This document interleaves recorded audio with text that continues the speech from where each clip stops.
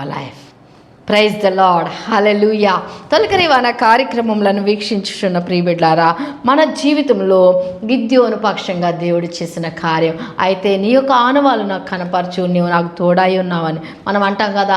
ప్రభువా, నీవు నాకు తోడై ఉంటే నీ కార్యం నాకు తెలియపరచు, కళ ద్వారా అయినా, దర్శనం ద్వారా అయినా, వాక్యం ద్వారా అయినా, ఏ వ్యక్తి ద్వారా అయినా అన్నప్పుడు వెంటనే ప్రభువారు నీకు నేను కనపరచాల్సిన అవసరం లేదు అనలేదు, కానీ వెంటనే ఆనవాళ్ళు కనపరిచి ఉన్నారు. 6వ అధ్యాయము 36వ వచనంలో, అప్పుడు గిద్యోను, నీవు సెలవిచ్చినట్లు నా చేత ఇశ్రాయేలు రక్షింప ఉద్దేశించిన యెడల నేను కళ్ళమున గొర్రెబొచ్చు ఉంచిన తరువాత నేల అంతయు ఆరి ఉండగా ఆ గొర్రెబొచ్చు మీద మాత్రమే మంచు పడనెడల నీవు సెలవిచ్చినట్టు ఇశ్రాయేలీయులను నా మూలముగా రక్షించుదవని నేను నిశ్చయించుకుందునని దేవునితో అనెను. దేవుని స్తోత్రం. హల్లెలూయా. మరి కళ్ళమున గొర్రెబొచ్చు ఉంచిన తరువాత నేల అంతయు ఆరి ఉండగా ఆ గొర్రెబొచ్చు మీద మాత్రమే మంచు పడాలని ఆజ్ఞాపించి ఉన్నాడు. ఇజ్రాయేలును నేను రక్షించాలి, నా కారణంగా రక్షింపబడాలంటే ఈ సూచన, ఈ ఆనవాళ్ళు కనపరుచున్నప్పుడు ప్రభువారు అలానే చేసి ఉన్నారు. 38వ వచనంలో, అలాగున జరిగెను.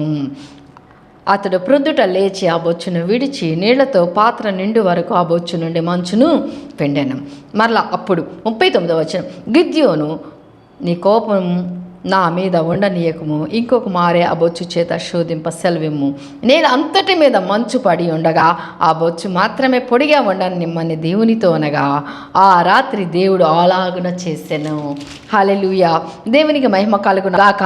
నేల అంతటి మీద మంచు పడినను ఆ బొచ్చు మాత్రమే పొడిగా ఉండెను. ఇక్కడ గమనించినట్లయితే 37, 38, 39, 40 వచనాల్లో దేవుణ్ణి అడిగాడు ఒక సూచన చేయనప్పుడు, వెంటనే చేసినప్పుడు అప్పుడు గిద్యోను ఇంకా నూరంతల స్ట్రెంత్ని తెచ్చుకొని దేవుని ఆత్మతో నింపబడిన వాడుగా ఉండి ఇజ్రాయెల్ పక్షముగా మరియు నిలబడి మిద్యానీయుల మీద జయం పొందడానికి అద్భుతమైన కార్యం చేసి ఉన్నారు. అంటే గిద్యోని దేవుడు ఒక సాధనముగా వాడుకున్నాడు. ఎన్నిక లేనివాడుగా ఉన్నాడు, దాగుకుని ఉన్నాడు.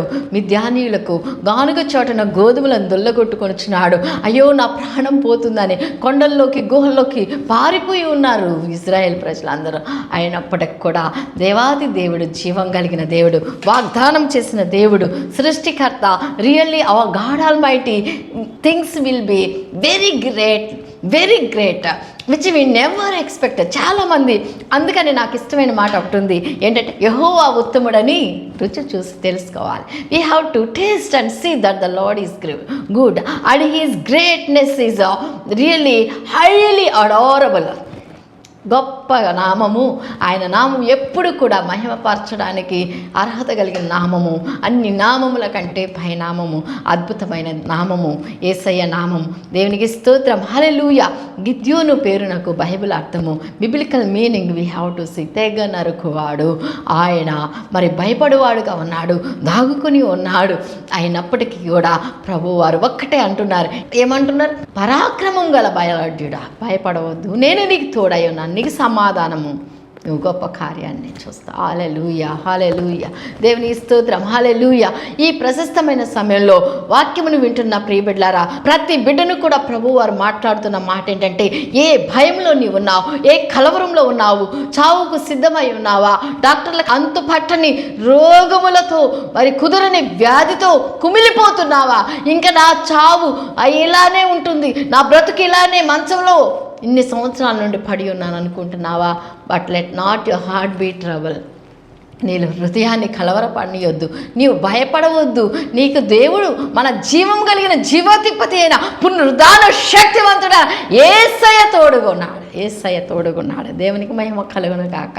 ప్రాముఖ్యమైన సమయంలో తొలకరి వాన కార్యక్రమంలో వీక్షించున్న ప్రియబిడ్లారా, ఏ కలవరంలో నీవున్నావు, ఏ బాధలో నీవున్నావు, పిల్లలు మాట వినట్లేదని హృదయం అంతా కృంగిపోతుందా, ఎవరి చెప్పుకోలేని శారీరక రుగ్మత నిన్ను వెంటాడుచున్నదా, మానసికంగా దేవునికి దూరం అయిపోయానే, ఆత్మీయతలో అణగారిపోయాను, ఆత్మీయ జీవితంలో పడిపోయానని బాధపడుతున్నావా?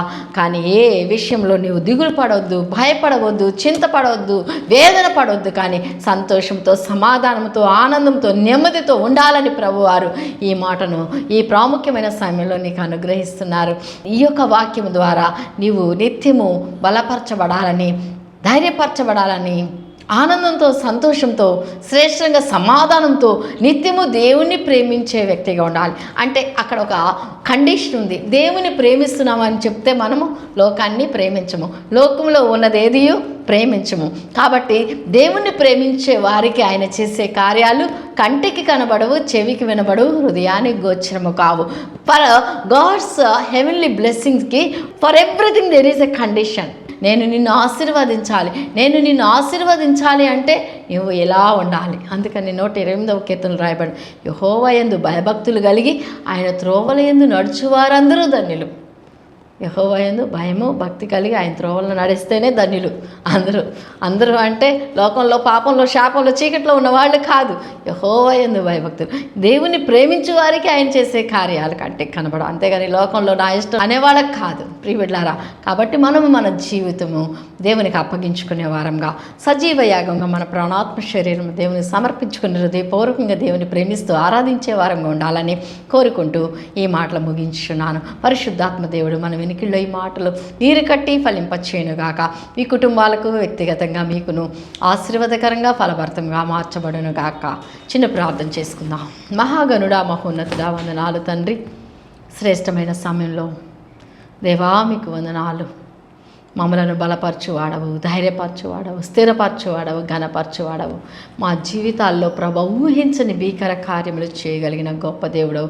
నిన్ను ప్రేమిస్తే ప్రభా, మిమ్మల్ని వెంబడిస్తే తండ్రి అయా, మిమ్మల్ని ఆశ్రయిస్తే ఏ కార్యమైనా చేయడానికి సంసిద్ధత కలిగిన దేవుడవు. ఇంత గొప్ప దైవాన్ని కలిగి ఉన్న మేము ధన్యులం ప్రభువా. దేవా, ఏ బిడ్డ ఏ కలవరంలో, ఏ భయంలో, ఏ యొక్క పరిస్థితుల్లో దాగుకొని ఉన్న పరిస్థితుల్లో ఉంటున్నారో వారిని గిద్యోను బలపరిచినట్టు బలపరచండి, ఆదరించండి, ధైర్యపరచండి. గొప్ప కార్యములు, ఆశ్చర్య కార్యములు, జయ జీవితం దాయించండి. పోవు చోటెల్లా గొప్ప విజయము యేసు నామములో పొందుదురుగాక. బలహీనతలపై జయము in the name of Jesus. rebuke each and every problem, oh Lord Father, every crisis, oh Lord, every hindrances, oh Lord Father, each and every idol worship, oh Lord Master. Thank you Lord. Hallelujah. గొప్ప జయం, చదువులో జయం దాయించండి, ఉద్యోగ వ్యవస్థలో జయం దాయించండి, కుటుంబ వ్యవస్థలో ప్రభా సమృద్ధి దాయించండి. ఫలభరితమైన జీవితాలు ఆత్మీయంగా ఎదుగునట్లుగా నూరంతల ఆత్మీయ జీవితంలో యేసు నామములో ఫలభరితంగా ఎదుగుదురుగాక, ఫలాభివృద్ధి పొందుదురుగాక అని ప్రార్థిస్తున్నాం. బిడ్డలను ఎదగనీయకుండా ఆటంక చీకటి శక్తులు యేసు నామములో కాల్చివేయబడునుగాక. దురాత్మల శక్తులు యేసు నామములో దూరపరచబడునుగాక. ఆత్మదేవా, బిడ్డలతో మీరుండి గొప్ప కార్యాలు జరిగించమని యేసు పరిశుద్ధ నామములో అడిగి వేడుకొని ప్రార్థిస్తున్నాము తండ్రి. ఆమేన్, ఆమేన్, ఆమేన్. తండ్రి అయిన దేవుని ప్రేమ, కుమారుడైన యేసుక్రీస్తు వారి కృప, పరిశుద్ధాత్మ ఆదరణ, అన్యోన్య సహవాసము ఇప్పుడు సదాకాలము కూడి ఉన్న మనకు సర్వలోక పరిశుద్ధులకును నశించిపోతున్న ఆత్మలకును తొలకరి వాన కార్యక్రమములను విరివిగా వీక్షించుచున్న బిడ్డలకును సదా తోడై ఉండి నడిపించి కాపాడి సంరక్షించునుగాక. Amen, amen, amen. May God bless you all. Praise the lord. Pray for our prayer of fellowship ministries and our St. Joseph's Foundation. Thank you all.